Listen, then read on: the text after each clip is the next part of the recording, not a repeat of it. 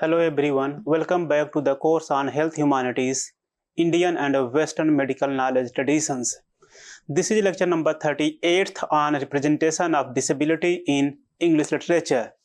In this lecture, I will talk about the representation of disability through various English literary texts, beginning from Renaissance and coming to the Romantic age and modern age.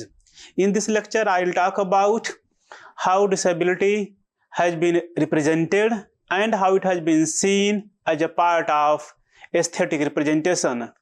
So I'll be discussing what is disability and what is disability aesthetics. Then I'll move to the representation of disability and how it has been constructed through normative and non-normative structures. In this regard, I'll be also focusing on the idea of aesthetic nervousness propounded by Otto Quasson and how aesthetic nervousness has been part of Shakespeare, Milton, Pope, Wordsworth, Keats, and many others. Further, I will be also focusing upon narrative prosthesis, a concept developed by Mitchell and Snyder, and how this idea has been part of most of the canonic English texts.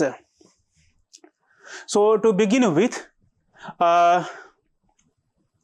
when one has to think about the representation of disability in literature, the question arises, what is need of exploring disability in literature? Or how does literature represent disability? One can also ask how literature has shaped our perceptions and understanding of disability. Does literature provide new ideas, new perspective on disability? And how it has, if yes, then how it has proved to shape the discourse of disability? And when we think about disability in literature, whether English literature or any other literature, the question further arises, can there be an aesthetics of disability? And how aesthetics of disability will be different from other aesthetics? What are the components of the aesthetics of disability? How they differ from the classical ableistic notions of aesthetics? How do certain metaphors represent disability, or how they respond to disability? So there are multiple questions which are raised when one studies disability in literature, or when one studies the representation of disability in literature. And we find that disability in literature reflects the societal beliefs and anxieties, the social pressure, the social constructions of disability. So literature is not separate from society, rather literature is reflections of society. Literature mirrors society, and hence disability is something which goes the way literature perceives, sets norms, or treats the people with disability. And in most of the literary works, disability has been represented, though often metaphorically, symbolically, and morally. It tries to actually limit or define disability, not as they are, rather in a metaphorical or symbolic sense, and are trying to reveal or represent disability morally, ethically, what is good and what is bad. And if disability is the part of literature, it has also been seen that it is because of certain moral deviance, ethical deviance. Further, the representation of disability in literature can be traced from ancient literature to the contemporary literatures.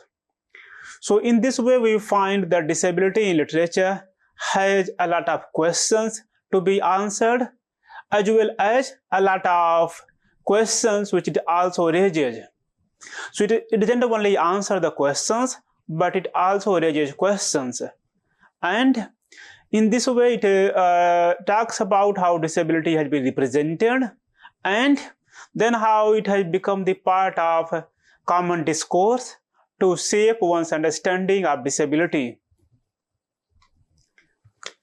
When we think about the representation of disability in literature, one of the very critical concern is that does literature promote ableistic discourse or does it have anti-ableistic discourse?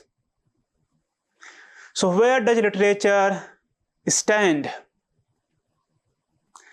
And we find that in most of the cases, literature does bring anti-ableistic discourse, but also in certain instances, it follows the hegemony of ableism. It represents disability as society has the representations and treatments of the people who are disabled. The task of literature is to expose the construction of normalcy and normal, to reveal that disability is something socially constructed, something politically constructed, something which has been imposed from outside. Disability is not the limitations of the person. Disability is not the deficit of the person, which usually which society has promoted that disability is deficit, it is lack. Literature tries to actually expose this construction and finds out that this is a kind of ableistic discourse. This is a discourse of normalcy. In this way, literature widens our assumptions about disability. Literature provides multiple perspectives, multiple points of view about disability, how it has been represented, constructed in the society, and how it has been perceived in the society. In this regard, one has to think about the social process of disabilism. So disabilism, which is the impact of impairment, the impact of the consequences of a person being disabled, then one has to think about disability in terms of social process. And it suggests that disabilism is associated with nationalism, race, gender, sexuality, and other forms of identity. How it has been part of nationalism? Nationalism, when we think about the origin and development of nationalism, and then we find that from medieval era till now, that there are the discourse which are based upon the logic of power relations, logic of exclusion. And those who are fit, those who are having healthy body, strong body, they became part of the nationalistic discourse, and others were marginalized. So nationalism has to consider someone. The rise of the discourse of nationalism promoted the idea of having the people who were part of the national discourse and those who were outside, and those who are from different racial colors, different religious practices, or those who are not having quote-unquote normal body, they were seen as enemy and were not part of nationalistic discourse. Further, disabilism is also associated with race and gender. So people from different minorities, different people from different genders, whether like they are bisexual, homosexual, or women, then they suffer more and they have less space in the society. The reason is that the normative world order was constructed as an ideal world order. So the idea of normalcy was seen as an ideal, and it has led to the development or propagation of the hegemony of normalcy, which is ideal, truthful, and universal. Anything which is not fitting with the idea of normative world order or not fitting with a hegemonic normalcy, then it is unideal, it is untruthful, and it is not universal. It is something which has a limited scope, which is wrong, which is unacceptable. So normative world order has set certain parameters about human body, and these parameters defined that the perfect body is the only normal body, and this perfect and normal body is associated with a truthfulness, with a universality, and any other body is seen as incomplete, unacceptable, and should be avoided.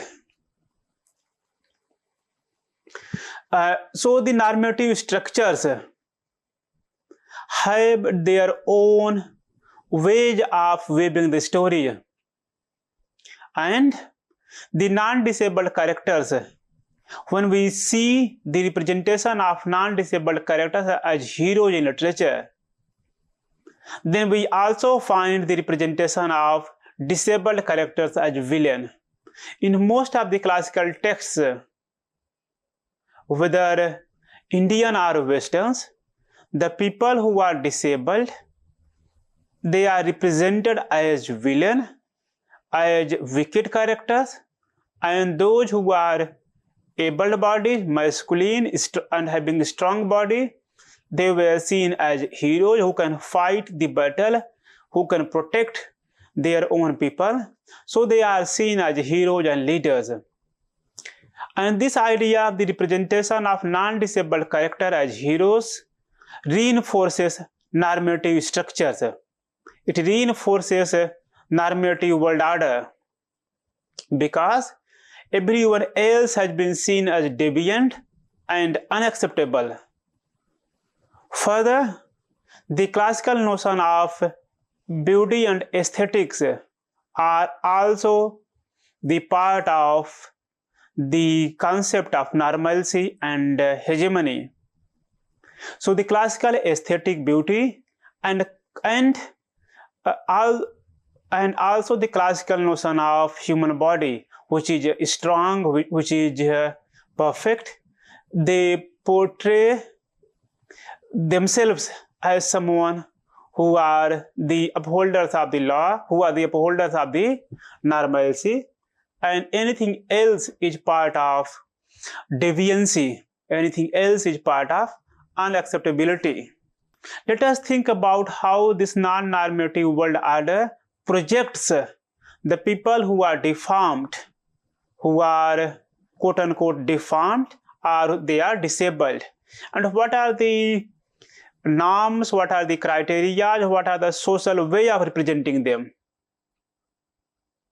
And we find, for example, the earliest example by Shakespeare, and when he writes about King Richard III, which is after almost 100 years after his death.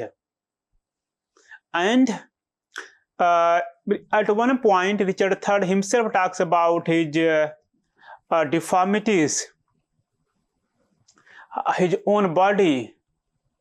And what we find over here, that how the physiognomic differences have been seen in this text as a representation of his villainousness, his wicked character. Richard III says about himself, deformed, unfinished, sent before my time into this breathing world, scarce, half-made, and that so lamely and unfashionable that dogs bark at me as I halt by them. Literature has a major role on the mind of the people.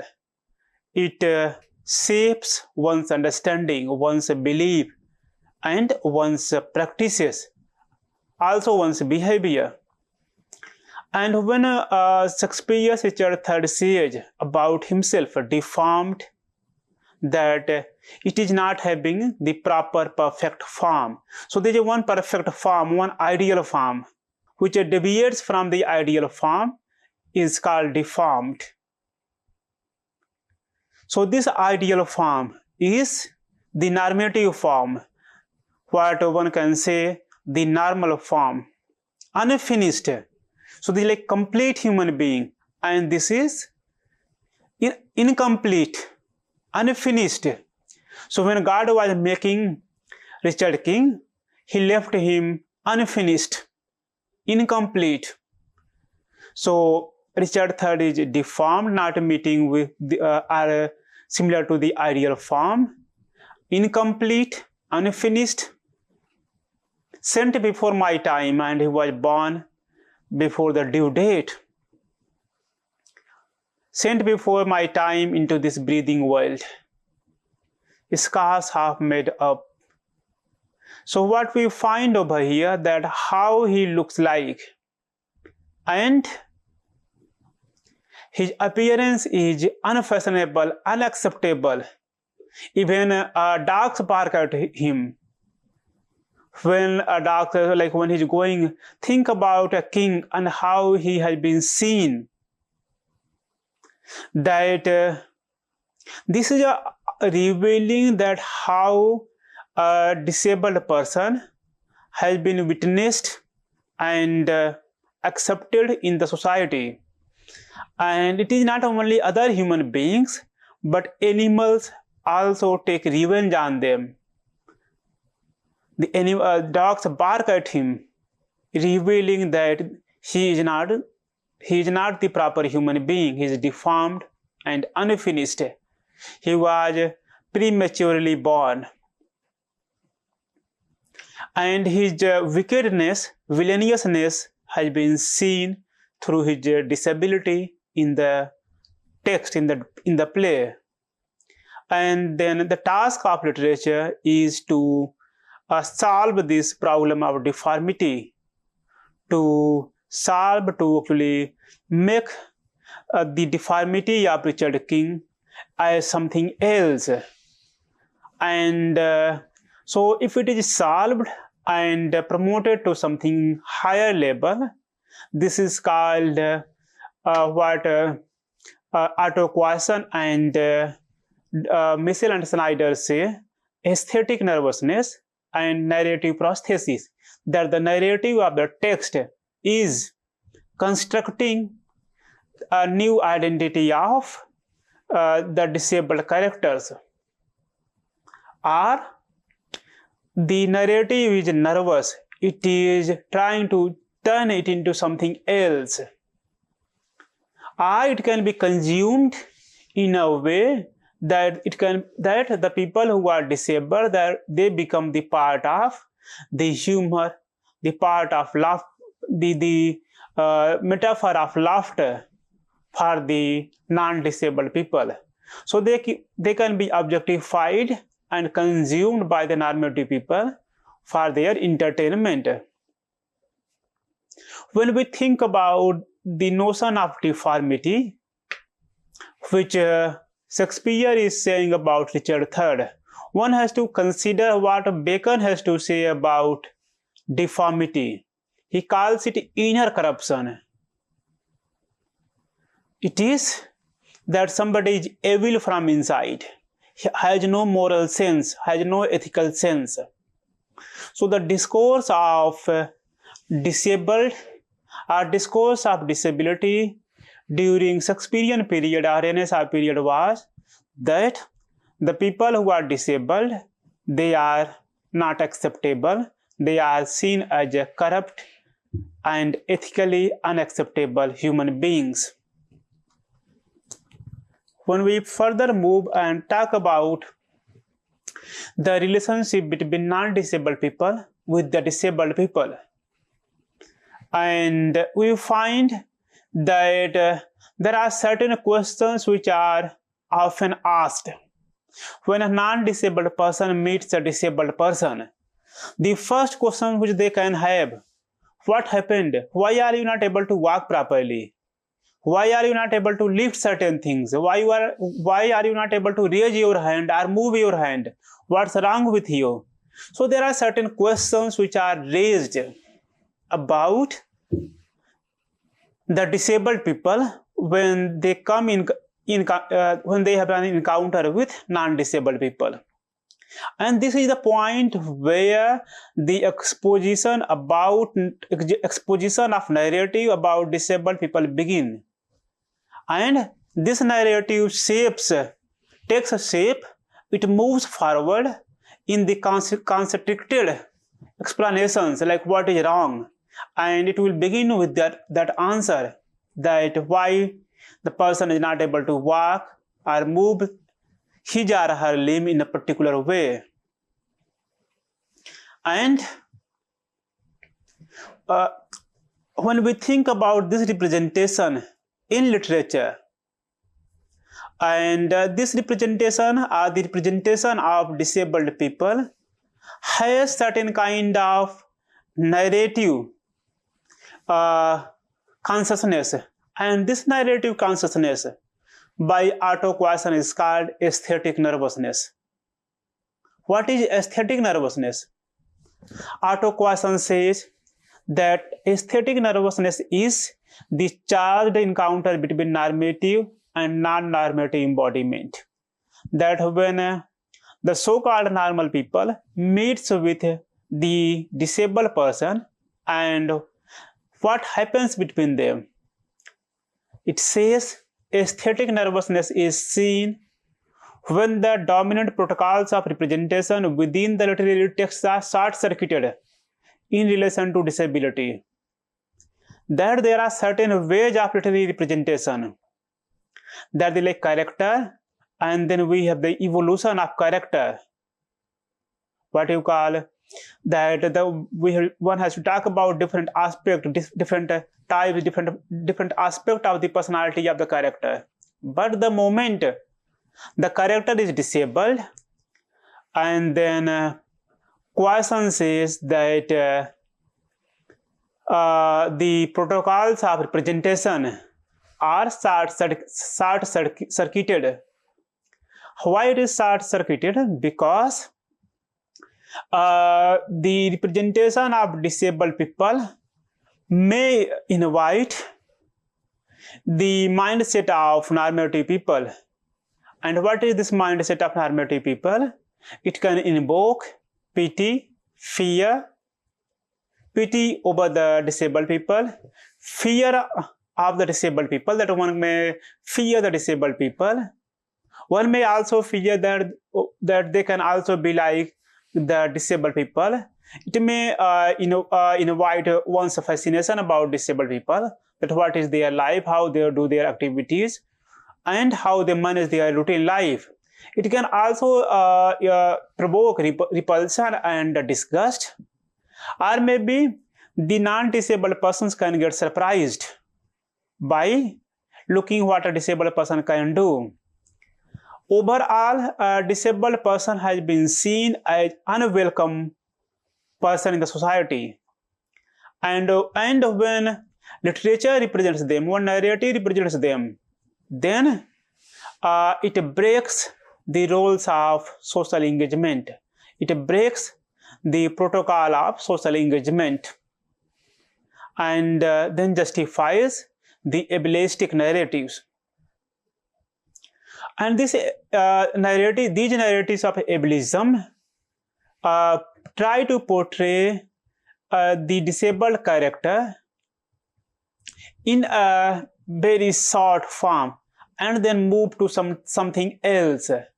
So the story, the narrative of disability will take the shape of something else. It will not remain about the disabled person. Rather, the disability of the person can be transformed to something so-called higher and noble goals. It can be about God, it can be about truth, it can be about beauty, it can be about higher aesthetics, or something sublime. And so it has been transformed because the narrative is not willing to talk about the disabled people, their problems and their experiences of life. So narrative moves further, it gets transformed. When we think about similar to aesthetic nervousness, the idea of narrative prosthesis talks about that how narrative are sublimated, are represented in such a way to produce some other impact, some other effects. Mitchell and Snyder say that when we talk about disability, first a deviance or marked difference is exposed to a reader. So in narrative in the process of narrative prosthesis, or when we look at disability from the angle of narrative prosthesis, one is first exposed to a deviance or marked difference. Second, a narrative consolidates the needs for its own existence by calling for an explanation of the deviation or deviation's origin and formative consequences. So one, that like disability is exposed, the differences has been exposed to the reader, that this person has some kind of disability, unable to move a particular limb, unable to read or unable to hear, or has some kind of psychological disorder. So first, it is exposure of the disability of the person. Second, the question is asked, why it has happened? What is the reason behind this kind of deviation from the normal body? What could be the cause of origin? And why this happened? So a lot of questions were asked, like what is wrong? Why this happened? And the person has to explain. Third, the deviance is brought from the periphery of concerns to the center of the story. And so the deviancy, which was on the like margins, now it will become the main focus of the story, that this person has some kind of disability. So disability takes the primary stage in the narrative and person becomes secondary. And then fourth, the reminder of the story rehabilitates or fixes the deviance in the in some manner. So the task of story is to rehabilitate or fix the deviance or to fix the disability. So the task of a narrative is to solve the problem of disability. It can be solved in multiple ways.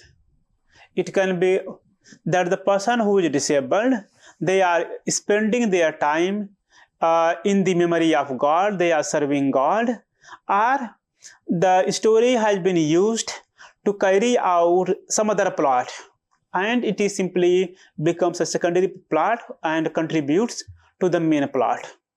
So the task of this repairing is to make this story as a medium to heighten or to bring the climax of the main plot, and it serves the purpose of a secondary plot which continues the story.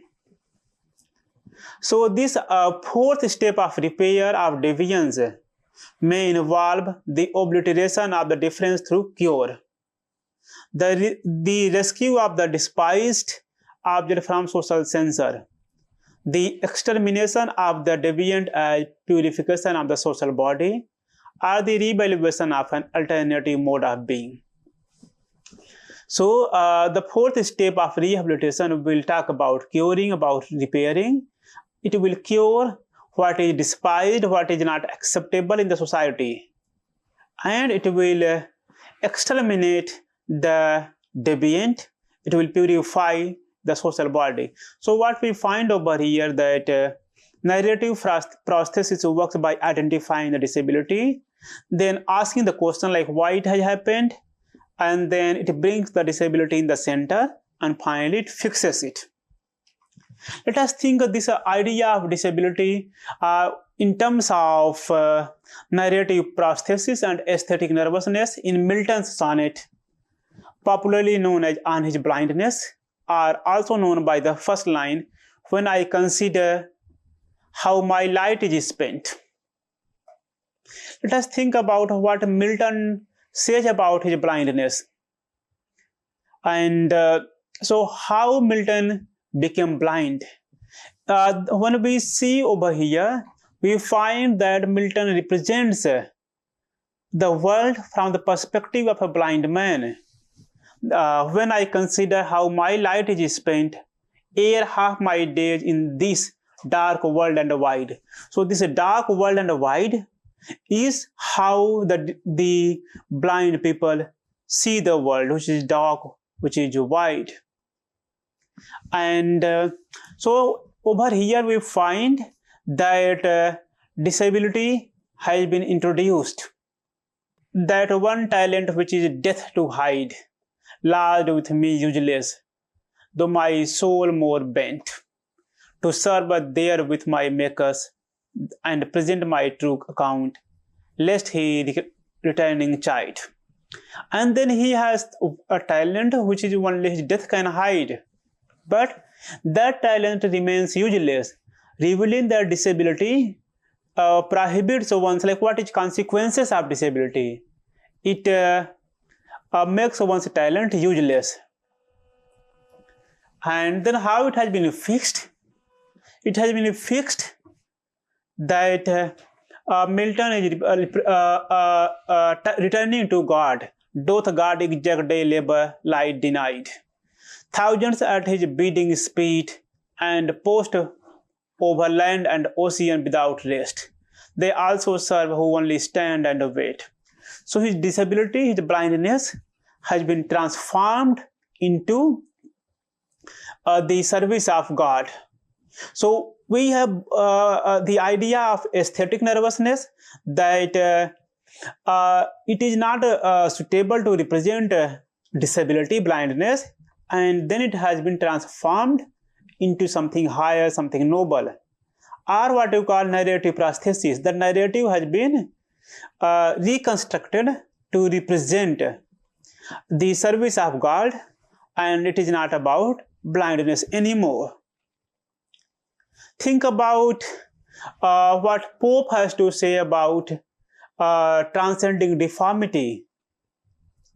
And this transcending deformity is also the idea of narrative prosthesis and aesthetic nervousness.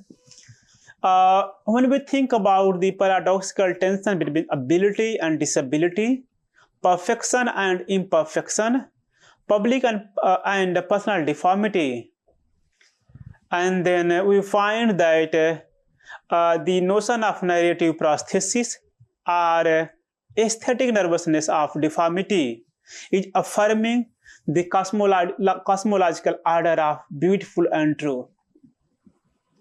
So like when we think meet the world of the order of ability and disability, perfection and imperfection in the case of Pope, then the notion of aesthetic nervousness or the notion of narrative prosthesis will transform one's deformity into a larger cosmological order of beauty and truth. And Pope says, all nature is but art, unknown to thee. All chance, direction which thou canst not see, all discard, harmony not understood, all partial evil, universal good. And spite of pride in erring regions spite, one truth is clear, whatever is right. So nature, all nature is but art, and it is not known to the person who is having deformity, who is having disability. All chances, directions are not understood by the disabled people. They cannot understand discord, they cannot understand harmony, and all partial evil and universal good. So what we find over here, that one has to transform everything which is unknown, which is not understood, into something universal good. And what is universal good? It is one truth, and one truth is clear, one truth is right, whatever is right. So we find the narrative begins with thee, thou. Suddenly it comes to the universal truth, and which is right. So the narrative is getting shaped to some kind of higher cosmological order, and the personal disability of an individual is something not worth talking about. So the narrative shapes the deformity into something higher and noble. Let us get another example by Wordsworth and compare it with Robert Southey's poem The Idiot. So Wordsworth, the idiot boy, with Southey's The Idiot. This is let us begin with first with Southey, where a disabled boy talks about his maternal love. The poem begins with the death of his mother. The Idiot centers on the relationship between Ned, a person with a developmental disability, and his mother Sarah. And Sarah has a lot of care and affection for him, but once he dies, then Ned tries to make her sit in the chair, and it reveals Ned's limited understanding. And in this way, the poem explores Ned's inability to comprehend the concept of death. And it reveals that how his actions after Sarah's passes are not understood by many people. He digs up her body, seeks comfort and warmth from her body, and then he asks, "Why, mother, do you look so pale? And why are you so cold?" Trying to reveal that the person who is having intellectual disability is unable to understand the concept of death.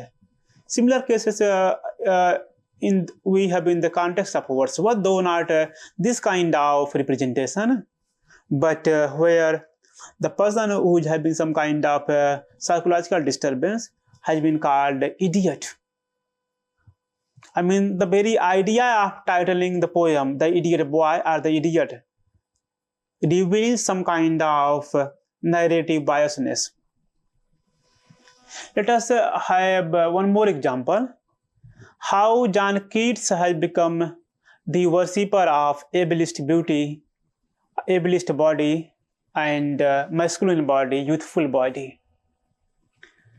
When we look at the poem Ode on a Grecian Urn, it talks about that how certain people who are being chased, the image of certain people built on the urn, and then they are being chased by a bold lover who is a youth, who is trying to kiss her but unable to do so. And finally the poem comes to the conclusion: beauty is truth, truth beauty, that is all ye know on earth and all ye need to know. So this is, the idea of truth and beauty, that beauty is truth. This is hegemonic, that all the people who are beautiful, they can resemble the truth. And those who are not beautiful, those who are deformed, they may not be up to the marks of truthfulness. And anything which is truthful should fall into the parameters of beautiful. And everything else is outside. So it reveals a very different conceptions of relationships. So to conclude, when we think about the presentation of disability in literature, we find that literature mirrors the cultural ideologies. It mirrors the cultural practices. But at the same time, it also critiques the cultural norms, cultural practices. In some literary texts, we find that the representation of disability needs a reframing. It should be seen as difference, not deficit, not as a lack. And the task of literature is to consider, to look at disability in the inclusive manner, and reveal disability as something which is part of the mainstream narrative, which is part of the main plot, not a secondary plot. So in most of the literary texts, we find that the narrative is nervous about the representation of text, or narrative reconstructs itself to arrive on some higher truth, some higher beauty, some higher aesthetic. This idea of aesthetic nervousness or aesthetic narrative prosthesis has to be transformed. Moreover, the representation of disability in literature invites ethical and aesthetic concerns. Can a representation of disability in literature be truthful? Can one represent disability in literature in the protocols of conventional literary techniques? And we find that there can be a crisis in the representation of disability in literature. So thank you. This is where I end this lecture.